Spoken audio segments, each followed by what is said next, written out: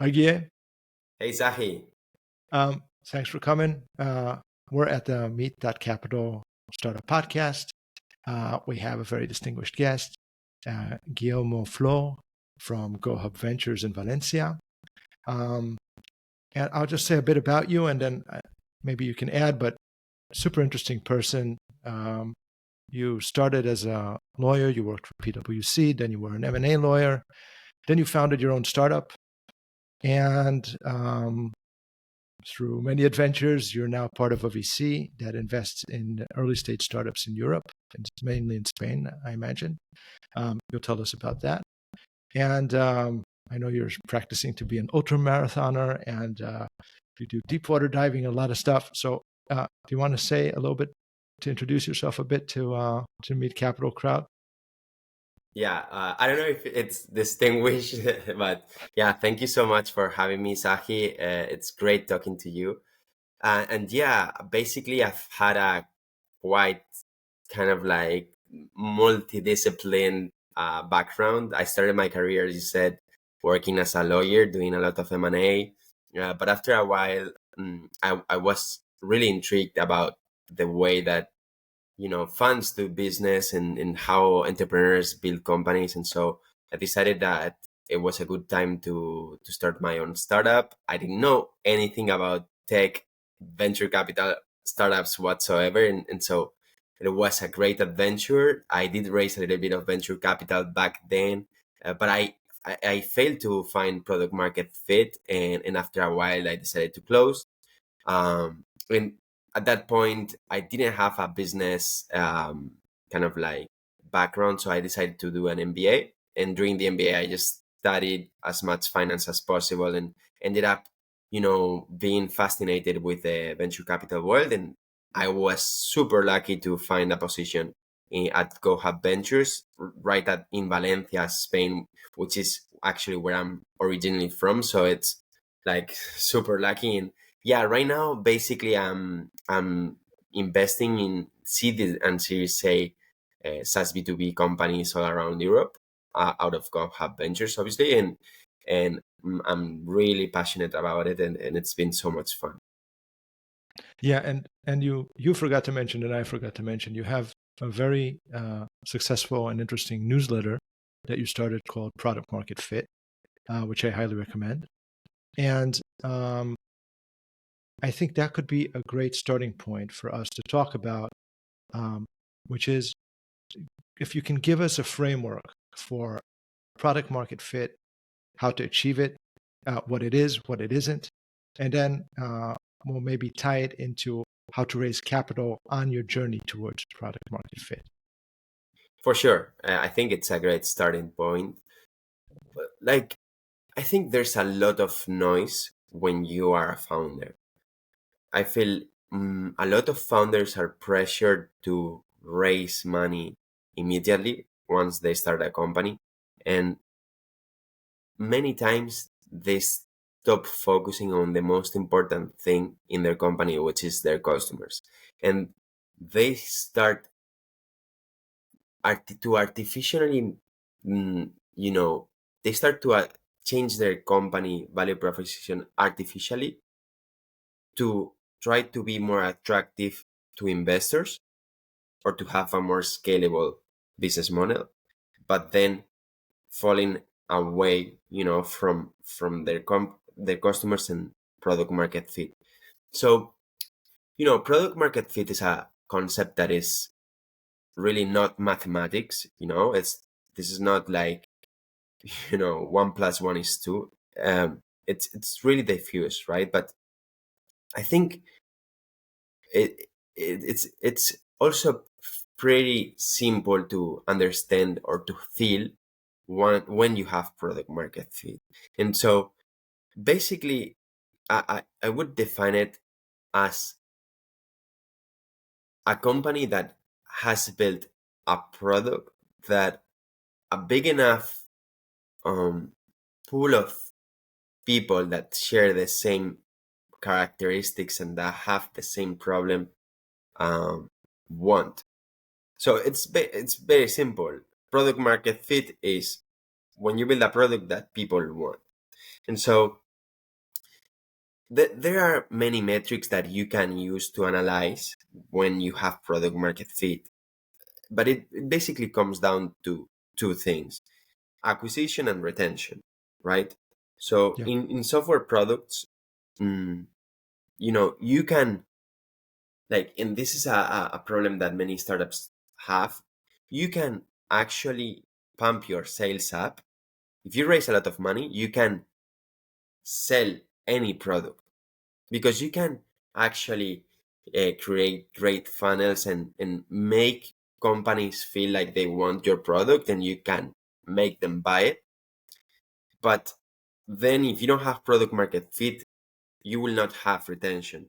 You can, you know, invest a lot of money in sales and make people buy your product, but then after a while, those people will stop using it because it doesn't add value, no? So for me, like, product market fit is when you're able to build that product that people need, and when they see your product, they realize really quickly what the value of it is.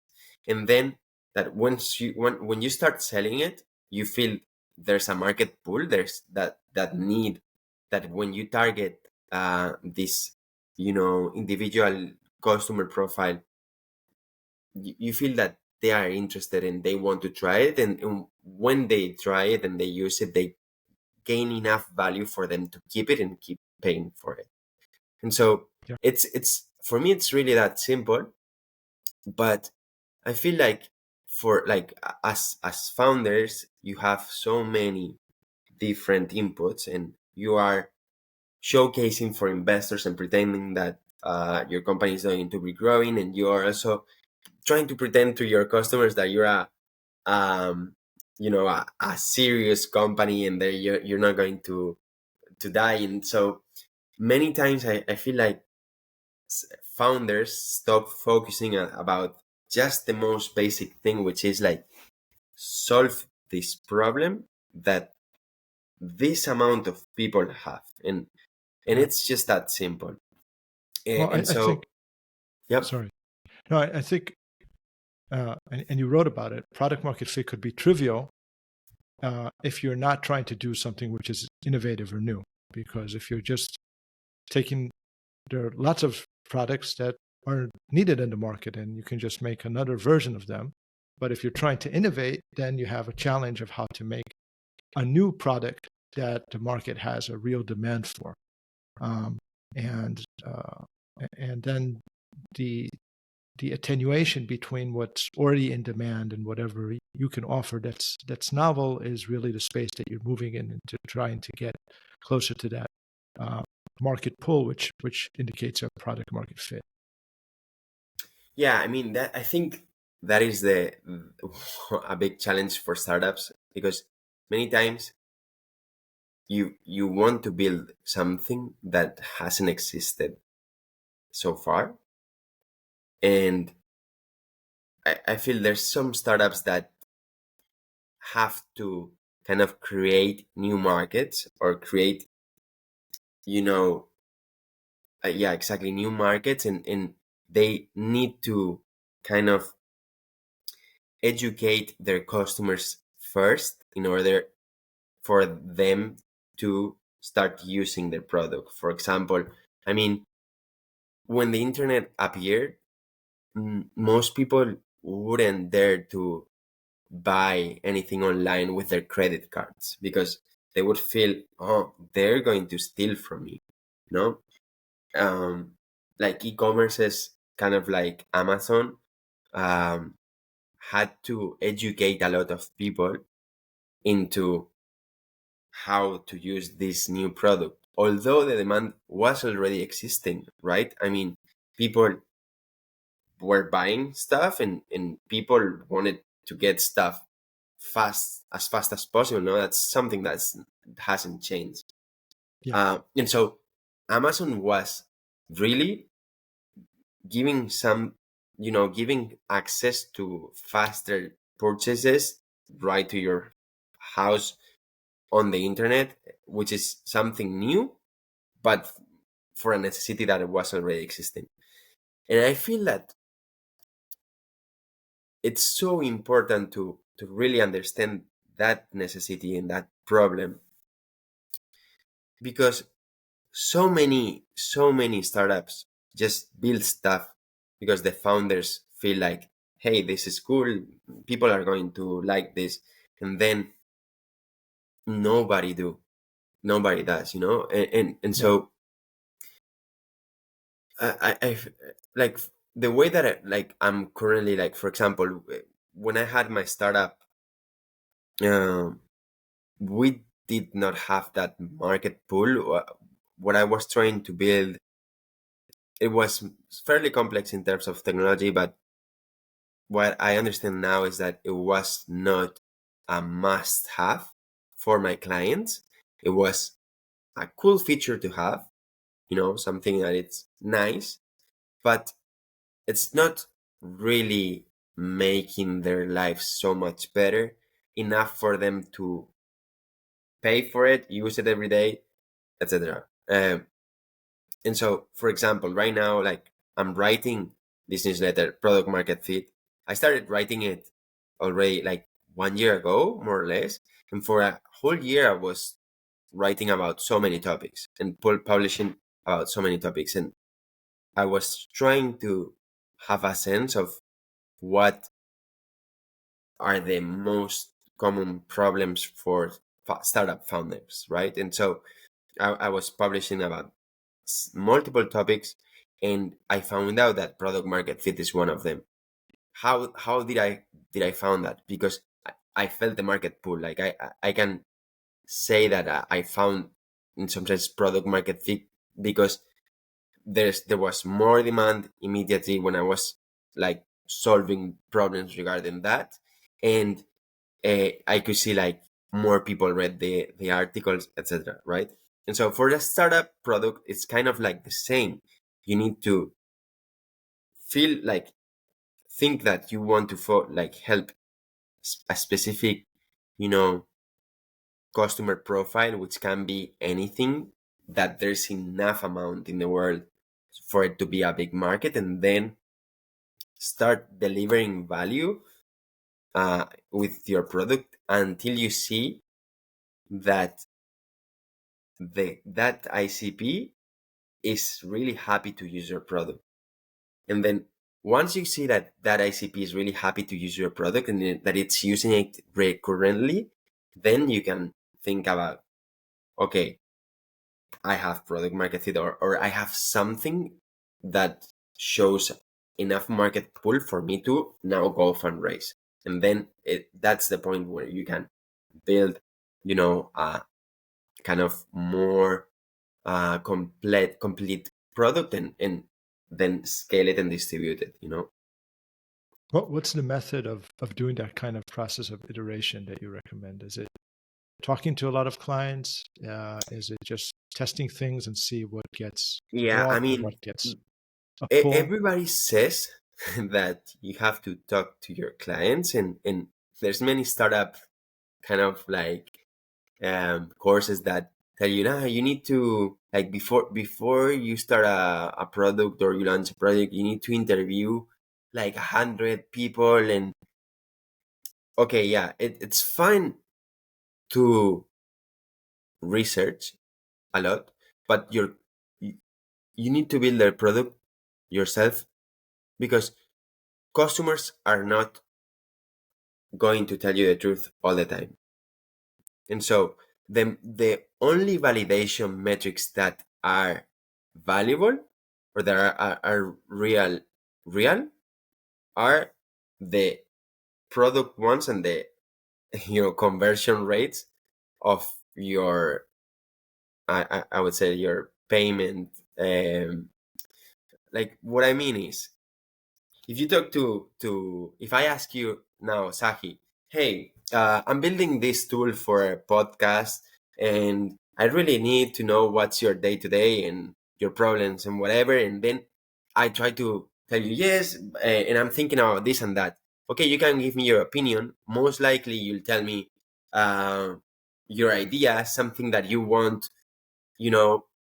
But in the end, I am not sure if you would pay for that, or if that is somehow valuable. I think a way better approach for it is, like, I know that there's 100 people, following this podcast, whatever, or there is like this gathering of podcasters, I don't know, or this Slack channel, and I just obviously, like, I've been analyzing the problems before, but I just share, hey, I built this. Let me know if this is valuable for you, and then I can see if, if out of 100 podcasters that I send it to, none entered to the product, it's like, this is definitely not valuable for them, and then maybe you shouldn't move on. Yeah, but I think there's a double challenge, because one challenge is getting an honest and real response from people that you're interviewing and asking. And there's a great book about this, the Mom Test. The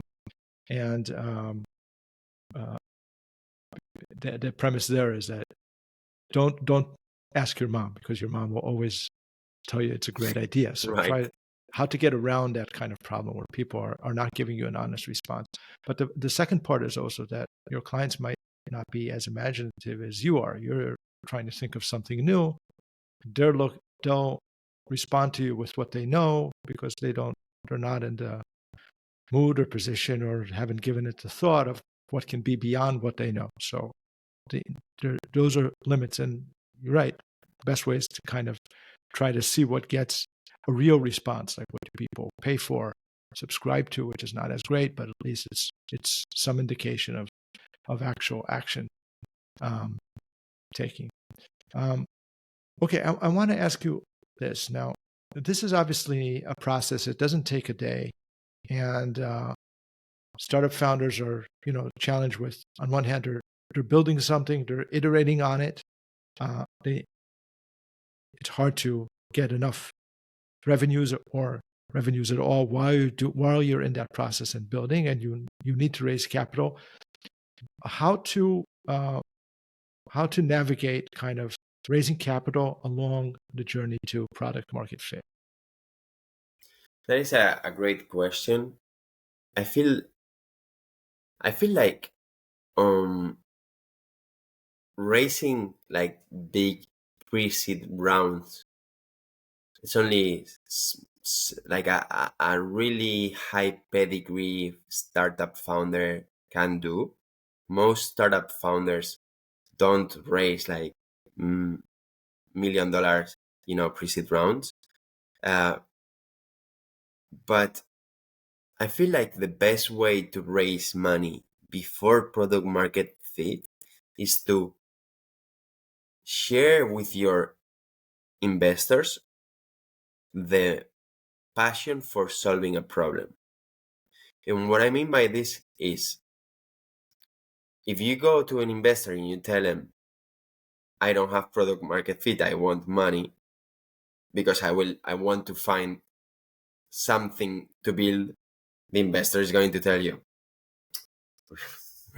like, build something first and then come talk to me, But if you have great expertise about one specific topic or industry, and you see there's a huge problem that you feel you are really passionate about solving, there are going to be investors that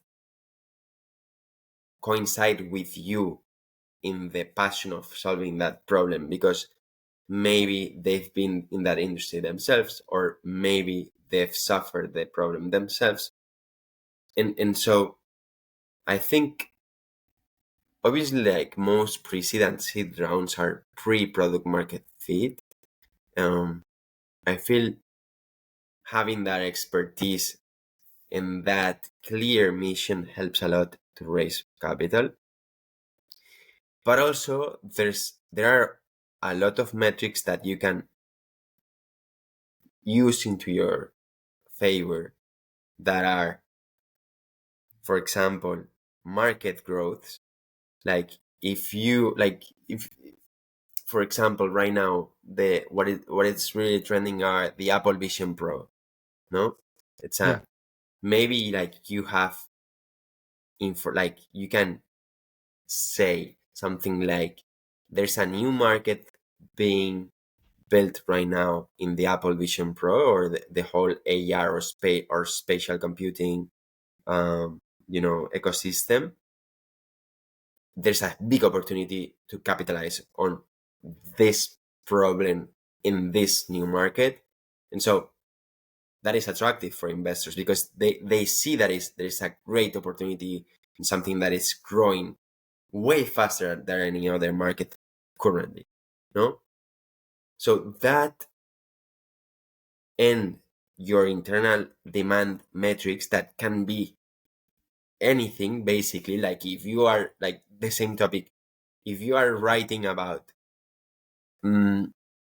hacks on the Apple Vision Pro, and your newsletter, for example, is growing at 10,000 people a month, then that is also kind of like indicators that there is demand for a new product with this within this field. If you're writing about very specific, so there are metrics that at pre-seed you can show to investors that there is demand for the product that you want to build. Do you generally recommend founders to spend time being kind of content leaders in their niche? What I recommend, like it really depends on the type of startup. If you are selling enterprise software, it really doesn't matter so much, because most of the people reading your content will not be your buyer personas. Mm-hmm. Sales, like enterprise sales, are long cycles and it's really formal. You need, it's another game. But if you are building a startup that goes to, SMBs, I think it does have a lot of impact. Like, for example, I don't know if you know Beehive, the newsletter platform. Yeah.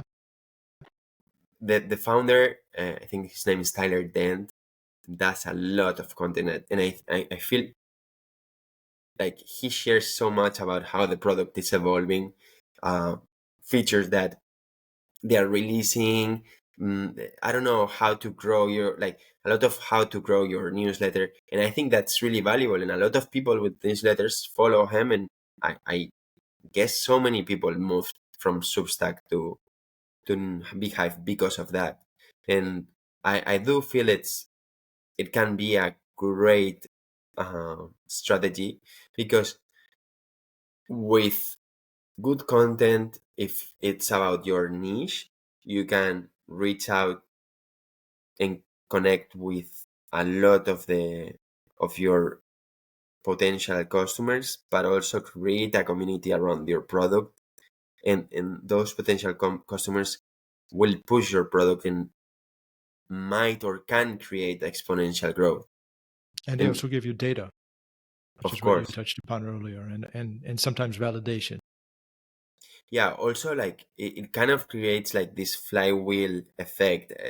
This is something that a lot of startups have used to grow, kind of like Notion. Notion has a huge community that love the Notion product, and that build templates, and they share the templates, and that acquires Notion more users and customers. So, I think many many startups forget that we are a startup, or they're a startup, because they're building an internet business. But it seems like because the internet is not new anymore, we think it's not as powerful as it was before. But you have the power to connect with everyone in the world, so you definitely should capitalize on that. Okay, interesting. What you invest in stage A startups, right? At Mhm. GoHub. What are your expectations at the A round in terms of product market fit, or does it vary? Does it depend on like the type of startup? Most of the times, like Series A, I'm looking at companies that are between 1 million and 10 million in ARR. So obviously uh, like, I don't know, many people say that after 1 million in ARR, you've reached product market fit. Mm, what I really look at is the number of clients that they have, the type of contracts that they have, and the time that they've been using the product. Like for example, I see some startups that have reached 1 million ARR and they only have 7 customers and 3 of them are pilots, but they're doing enterprise sales and they were able to get to that number, but they might not have product market fit. And then they just have a good network and know how to sell really well. And then on the other side, you can find startups that are 1 million ARR and they have like, I don't know, 1,000 clients or 500 clients, and they've like the clients have been using the software for 3-4 years, and you see there's high retention, and then you see there's a clear product market fit. The need is it's really straightforward. I feel like products best products are really straightforward. Best startups are really straightforward. Like Stripe.